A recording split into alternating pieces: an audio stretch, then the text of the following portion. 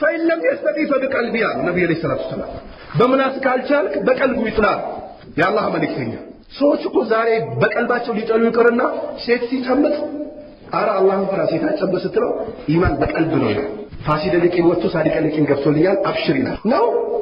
የነብዩ አለይሂ ሰላቱ ሰላም አልወጣም ነብዩ በጅብሪል አማካኝነት ኦፕሬሽን ተደርጓል ተደረገ ይጨብጡ ነበር አይሻ ስትናገር የነብዩ አለይሂ ሰላቱ ሰላም የተከበረችው እጅ አንድ ቀን ያጅነብይን እጅ ነክታ አታውቅም ትላለች ረዲየላሁ ተዓላ ዐንሃ አንድ ቀን የነብዩ አለይሂ ሰላቱ ሰላም እጅ ነክታ አታውቅም ትላለች እሱ ግን አይ ኢማን በቀልብ ነው እንደውም ቢልለት والله ይሄ አደጋ ነው ቀለል አድርጋችሁ እንዳታዩት ነብዩ አለይሂ ሰላቱ ሰላም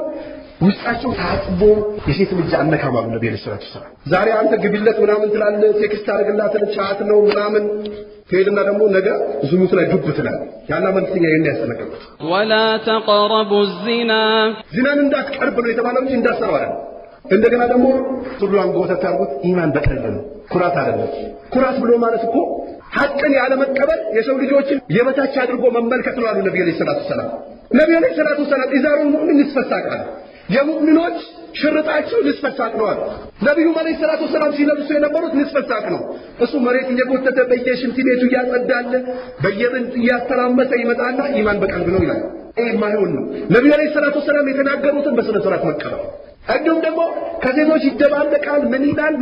ነብዩ አለይሂ ሰላቱ ሰላም እኮ አንድ ወንድ ልጅ በአንድ ሴት ልጅ ኸልዋ እንዳያረግ እንዳይቀላቀልም ብለዋል ስትለው والله ኢማን በቀልብ ነው የሰው ልጆች ሁላቸውም ሲፈጠሩ በእስልምና ነው የሚፈጠሩት አሉ ነብዩ አለይሂ ሰላቱ ሰላም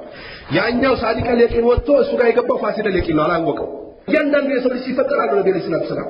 በፍጥራ ላይ በንጹህ ልብ ነው የሚወለደው አለ ከዛ በኋላ አባቱ አይሁድ ከሆነ አይሁድ ያደርገዋል ነሳራ ከሆነ ነሳራ ያደርገዋል